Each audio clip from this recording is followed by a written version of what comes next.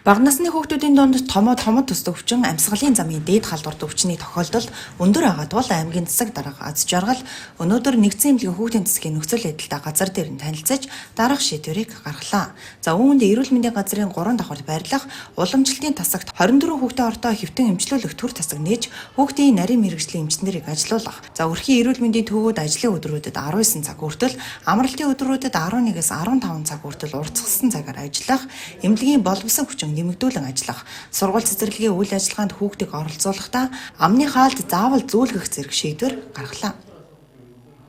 За бидэд хийсэн төлөвлөлтөөгөө дагавал халдвартын тасагтаас 18 хүүхэд, энд манай 94 хүүхэд, эрчим эмчилгээний 4 хүүхэд бол эмчлэгдчихсэн. Өнөөдөр бас гарсан хүүхдүүд гарсантай холбоотойгоор одоо 94 хүүхэд эмчлэгдэж байна гэсэн эмнэлэгт. Томгийн бол өөрөө сэргийлэлт бол маш энгийн.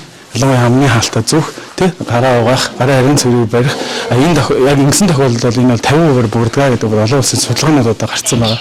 Эрүүл мэндийн хүмүүс барьж байгаа бодлогын хувьд гэсэн ер нь бол бидэд өвдснөхийн дараа биш, өвдснөөс нь ингээд өмнө одоо хүүхдүүдэд халдвархгүйгээр маска зүүчих юм бол энэ маскаар энэ олон нөгөө чирэгдэл гомдол ингээд шийдэгдэж болж гинэ гэдгийг харуулж байгаа болохоор та бүхэн маска зүүгээд ялангуяа нэлхнайтай хүүхдтэй бол одоо гэрте орохтой маска, гадуур явахдаа маска зүүх, гараа угаах энгийн аргуудаас хэрэглэснээрээ бидэд бас эмнэлэгт ирэх ачаалал мөн ар гэрт ирэх нь өвчний хүндрэлийг бол бууруулах боломжтой. Тэгэхээр иргэд маань бас маска сайн зүгээрэй л гэж уриалж байна.